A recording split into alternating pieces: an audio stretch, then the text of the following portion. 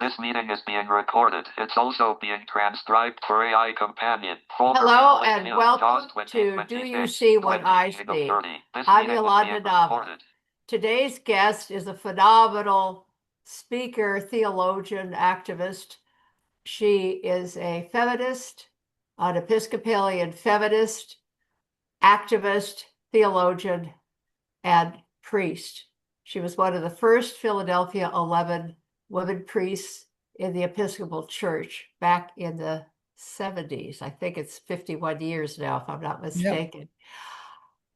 She is Reverend Carter Heyward. Thank you so much for joining me today, Reverend Carter Heyward. Thank you, Yolanda. It's an honor and a pleasure to be with you again after several years. It has been. I met you when you were delivering your book at the Episcopal Church in Palm Desert on Yes, Highway 74. That's right. And it was a wonderful gathering. It was quite unexpected that I would be there. Yes. And I was delighted that I went, and I bought your books and gave them to my children. And only left right now, right break and left the meeting. But I want to just welcome you, and let's jump right in to our conversation today. Okay, great.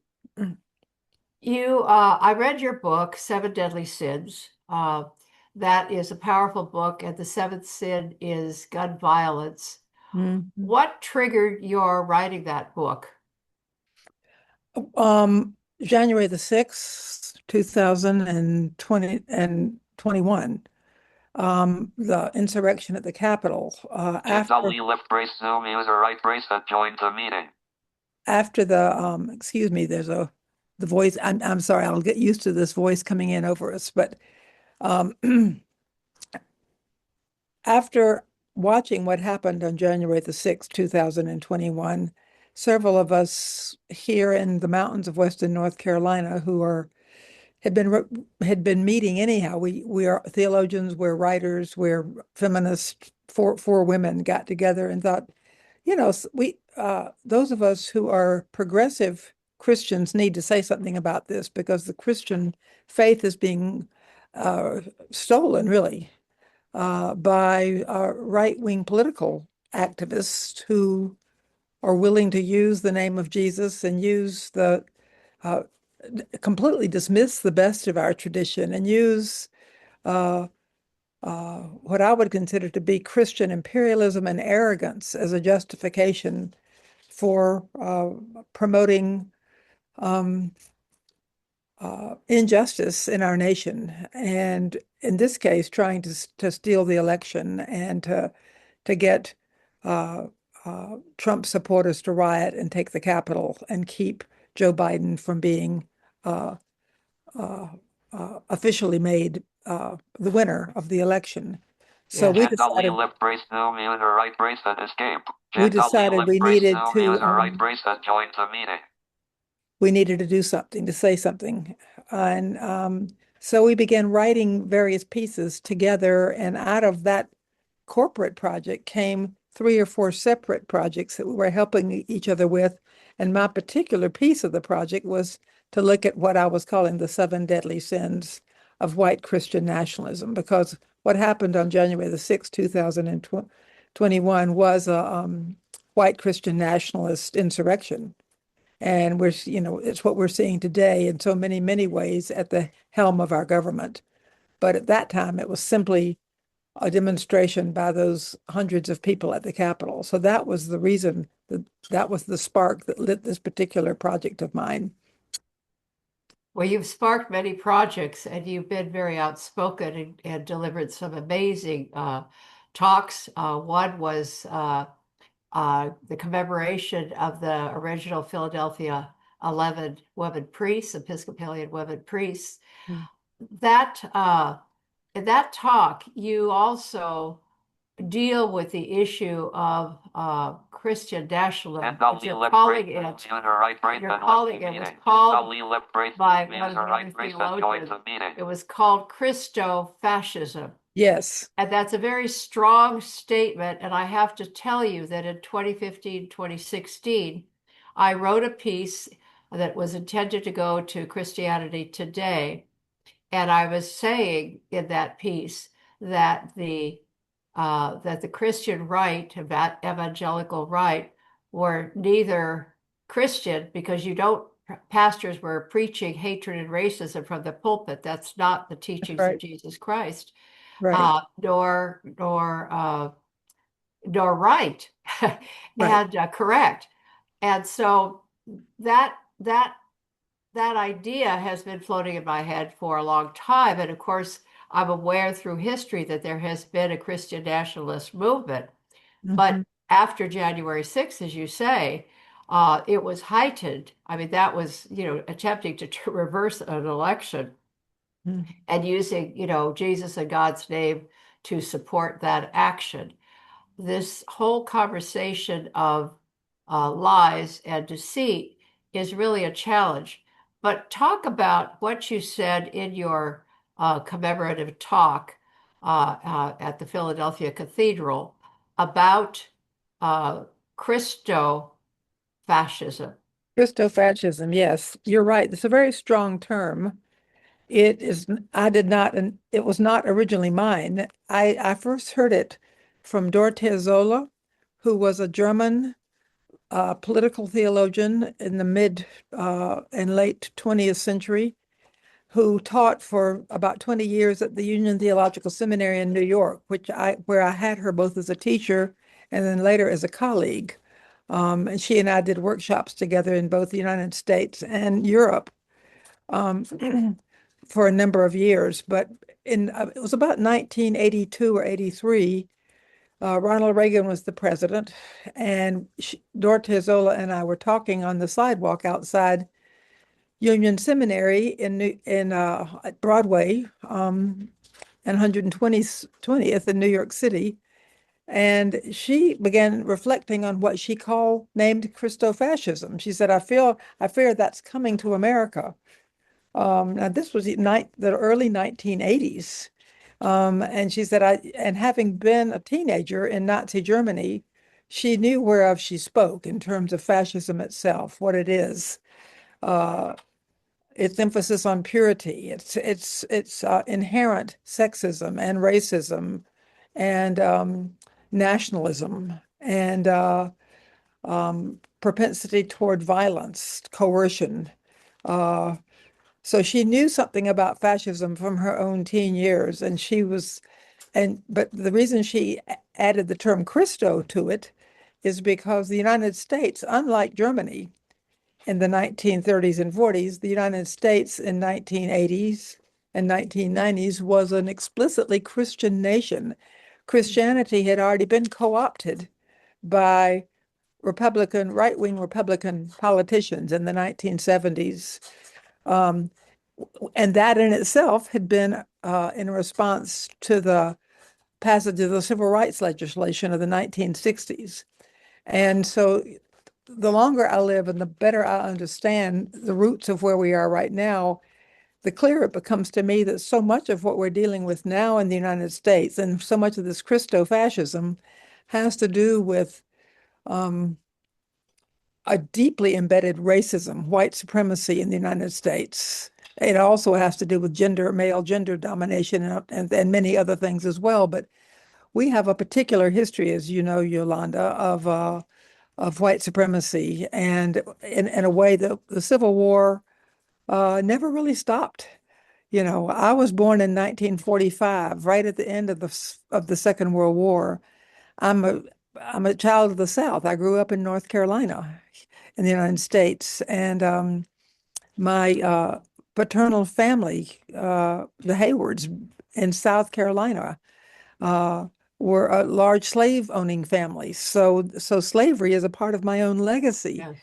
Yes. But what I try to say as a Christian priest and feminist theologian is that, and I say this in that speech you're talking about at the Philadelphia 11 celebration, is that we cannot let the things that we have done wrong or the things that our ancestors have done wrong. I mean, I'm not personally responsible for slavery, but I am very much personally responsible for helping undo the wrong and helping correct the wrong.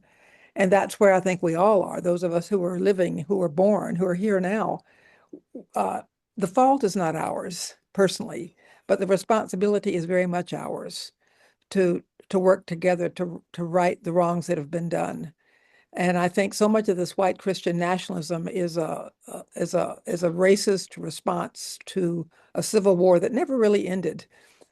And and and and our history with slavery is what makes us distinctly who we are as a Christo-fascist situation and not just fascist. Well, this is a fascinating, subject to pursue because the general public is not aware of these things, and you have to be a pretty avid student of history to be able Yeah, to you do. connect these dots. You do. And I hope that's one of the things that is happening in this terrible period we're living through right now, is that more and more people, just regular people, are becoming aware of where we have been collectively in the United States. We don't need to be blaming each other as individuals for the wrongs that have been done. As I said, we need to collectively be moving to right the wrongs, but we need to understand that they are wrongs and that I didn't know. I mean, I've been watching Ken Burns' Yes. piece on the American Revolution over the last couple of weeks, and my goodness, how much I've learned about slavery and about Native Americans in that film that we were never taught in school here in I don't think anywhere in the United States, but certainly not in North Carolina. Right. Um, didn't realize how much a part slaves and freed Black people were playing in the Revolutionary War, and how much a part Native Americans were playing, often in both cases on the side of the English loyalists, because the English were promising freedom to the slaves and promising not to expand and take over native lands.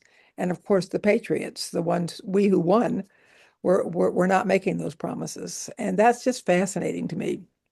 But it's a history that we have not been taught. And it's the history that the Trump administration is saying do not teach because it's not patriotic, because it blames white people for wrongs that have been done. And we're not supposed to be blamed because it supposedly hurts our feelings or something. Um, but mainly it challenges it challenges white Christian nationalism is what it does if we know too much. Well, that's the other piece of this issue, this whole subject of Christian nationalism. That's a soft term for what is really happening, and I think the Yes, it Christian is. fascism is a more accurate one, but it hasn't been picked up by the media, and they've No, been very reluctant to look at that and to connect the dots.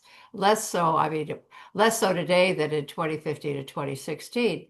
I think back when I was in high school at John Marshall in Los Angeles. It was an excellent high school. And I'll never forget it. Why do I remember this, Carter? Uh, my government teacher, 11th grade government teacher, Mr. Scott, I remember his name too, stood in front of our class and he had his arms up parallel to the floor, outstretched to either side. And he said, communism and fascism are not opposite ends of a linear spectrum. And he brought his hands together, intertwined, fingers entwined in front of him in a circle. He says they come together here as totalitarianism. And this Mhm. becomes very recognizable when we look at Putin, who's technically a communist, Isn't but that he's so? also a fascist, and Yes, and ultimately he's a totalitarian dictator. that's right. And this is what apparently our president is attempting to do himself. And Mhm.